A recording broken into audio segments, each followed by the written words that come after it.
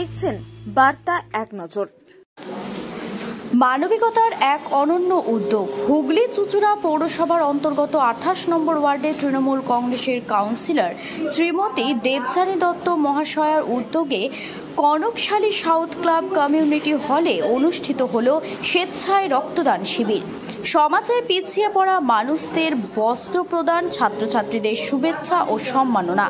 অনুষ্ঠানে উপস্থিত থেকে এই মহৎ উদ্যোগকে আরও উজ্জ্বল করে তুলেছিলেন হুগলির সাংসদ রচনা ব্যানার্জি, সপ্তগ্রাম বিধানসভার বিধায়ক তপন দাশগুপ্ত, হুগলি জেলা পরিষদের কর্মাধ্যক্ষ শ্রী নির্মাল্য চক্রবর্তী, হুগলি চুঁচুড়া পৌরসভার চেয়ারম্যান অমিত রায়, চুঁচুড়া শহর তৃণমূল কংগ্রেসের সভাপতি সঞ্জীব মিত্র, পৌরসভার স্বাস্থ্য দপ্তরের সিআইসি জয়দেব অধিকারী, 27 নম্বর ওয়ার্ডের কাউন্সিলর শ্যামাপ্রসাদ মুখার্জি, 6 নম্বর ওয়ার্ডের কাউন্সিলর ঝন্টু বিশ্বাস, 7 নম্বর ওয়ার্ডের কাউন্সিলর রীতা দত্ত।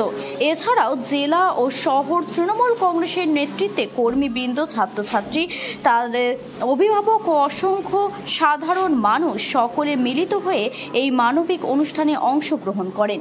রক্তদান মহৎদান, বস্ত্রদান এক সামাজিক দায়িত্ব, আর ছাত্রছাত্রীদের সম্মাননা ভবিষ্যতের প্রেরণা।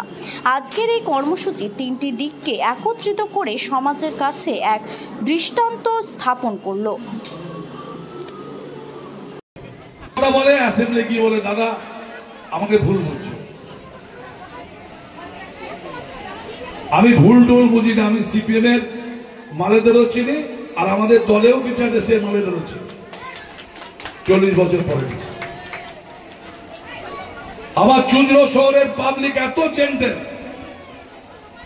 আমার রাজনৈতিক জীবনে এখানে সঞ্চালক আছে, আমার অফিসে 90% কাজ আমি করি চুঁচুড়া মানুষের করি।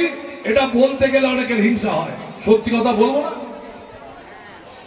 আজও মানুষ আমার অফিসে রাত্রি 2টায় হাসপাতালে চলে গেলে পরে আমি ফ্রি অ্যাম্বুলেন্স দিই, লোক পাঠিয়ে দিই ভর্তি করতে।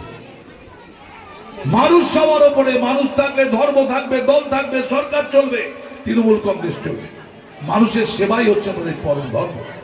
সেই ধর্ম নিয়ে আমরা চলি, সেই ধর্ম নিয়ে আমার বোন এমপি রচনা ব্যানার্জি চলে।